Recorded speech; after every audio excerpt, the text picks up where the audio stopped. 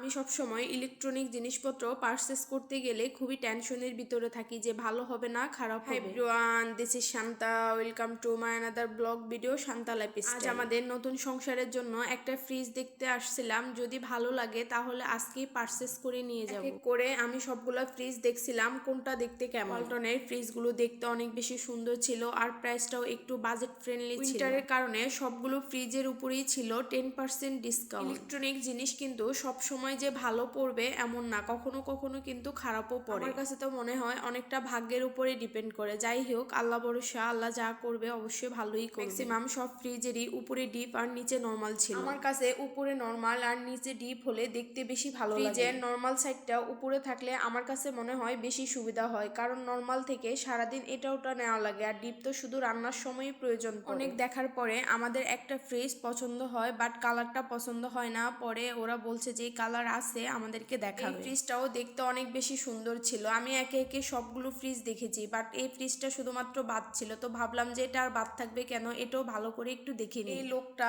এই ফ্রিজটাকে একা নিজেই উপর থেকে নিয়ে আসছে, কিভাবে সম্ভব? আমি তো দেখে পুরাই অবাক যে একটা ফ্রিজ কিভাবে উনি একা ক্যারি করে। ভাবলাম যে উনি তো সব সময় এসব করতেই অভ্যস্ত, তাই হয়তো ওনার কাছে এটা কোনো ব্যাপারই না। যে ফ্রিজটা পছন্দ হয়েছে এটার মধ্যে ওরা বলছে দুইটা কালার দেখাবে, তো এটা একটা কালার, এটা হচ্ছে কালোর ভিতরে পিঙ্ক। এই কালারটাও কিন্তু অনেক বেশি সুন্দর ছিল। এখন যে ফ্রিজটা দেখাবে এটা হচ্ছে কালোর ভিতরে গোল্ডেন কালার। এই ফ্রিজটা দেখতেও কিন্তু অনেক বেশি সুন্দর ছিল। এই দুইটা ফ্রিজের মধ্যে আমরা একটা ফ্রিজ কনফার্ম করেছি। এখন বলেন তো আমরা কোন ফ্রিজটা কনফার্ম করেছি? অবশ্যই কমেন্ট করে জানাবেন কেউ যদি বুঝে থাকে। ফ্রিজ কনফার্ম করার পরে শোরুমের পক্ষ থেকে আমাদেরকে টি সার্ভ করে। এই চাটা খেতে আমাদের দুজনেরই অনেক বেশি ভালো লেগেছে। জানি না কেন নিজে চা করলেও এত বেশি ভালো লাগে না। চাতে মিষ্টির পরিমাণ একটু কম ছিল, তাই হয়তো আমার কাছে বেশি ভালো লেগেছে খেতে। ফাইনালি আমাদের ফ্রিজ পারচেস করা শেষ। এই তো আপনাদের ভাইয়া এখন টাকা পে করছে। কোনো কিছু পারচেস করতে যতটা ভালো লাগে তার চেয়ে বেশি কষ্ট লাগে আমার টাকা দিতে। কোনো কিছু নিতে হলে তো টাকা দিতেই হবে, এটাই তো পৃথিবীর নিয়ম না? এই তো দেখেন আমার চাটা এতটা ভালো লেগেছে, আমি পুরো চাটা শেষ করেছি। টাকা পে করার পরে আমরা জানতে পারি যে ওয়ালটন শোরুমে একটা ক্যাশব্যাক অফার চলছে। এটা অনেকটাই ভাগ্যের উপরে ডিপেন্ড করে যে আপনি কত টাকা ক্যাশব্যাক পাবেন। আমি তো এটা শোনার পরে খুবই এক্সাইটেড ছিলাম যে একটু বেশি টাকা পেলে তো ভালোই হবে। পরে আমরা পেয়েছি মাত্র 200 টাকা। এই 200 টাকা তো না দিলেও পারতো, তাই না? দেখা হবে পরবর্তী কোনো ভিডিওতে। Tata and take care.